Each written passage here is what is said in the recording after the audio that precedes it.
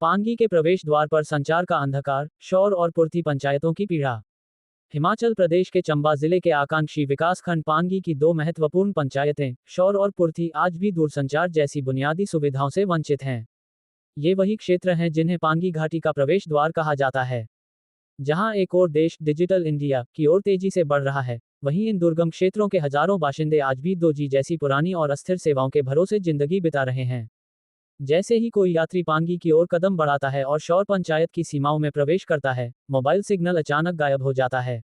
सरकार एक ओर पांगी को साहसिक और धार्मिक पर्यटन के नए केंद्र के रूप में विकसित करने की बात करती है, वहीं दूसरी ओर सरकारी और निजी दूरसंचार कंपनियां बुनियादी सेवाएं देने में नाकाम साबित हो रही हैं।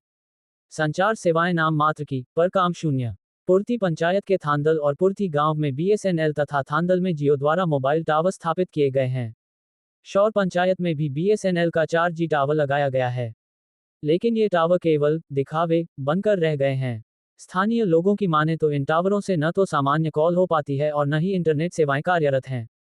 BSNL की पुरानी 2G सेवा ही इन लोगों के लिए संवाद का एकमात्र साधन थी, लेकिन उसे हटाए जाने के बाद हालात और बदतर हो गए हैं। अब स्थिति ऐसी है कि एक साधारण WhatsApp मैसेज भेजने के लिए भी लोग संघर्ष कर रहे हैं। स्थानीय नेतृत्व और जनता की आवाज।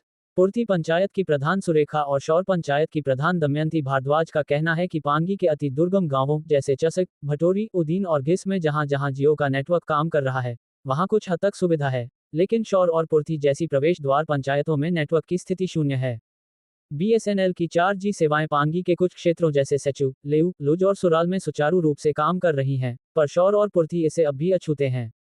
स्थानीय उपभोक्ताओं का दर्द यह है कि वे हर महीने मोबाइल रिचार्ज करवाते हैं, लेकिन सेवा इतनी अस्थिर और कमजोर है कि बात करना तो दूर, एक कॉल जोड़ना भी किसी संयोग से कम नहीं। सरकार और कंपनियों से सवाल। अब जनता सवाल पूछ रही है, जब सरकारें और कंपनियां देश के कोने कोने में संचार सुविधाएं देने का दावा करती हैं, तो फिर शौर और पूर्ति को क्यों नजरअंदाज किया जा रहा है? लोगों का धैर्य अब जवाब देने लगा है।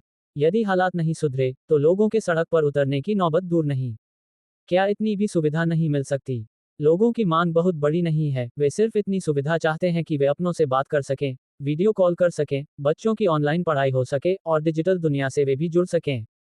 देश के हर हिस्से को डिजिटल रूप से सशक्त बनाने की दिशा में यह जरूरी है कि पांगी की यह उपेक्षित घाटी भी समावेशी विकास का हिस्सा बने। टावर लगाना काफी नहीं, सेवाएं भी विश्वसनीय होनी चाहिए। Pangi news today.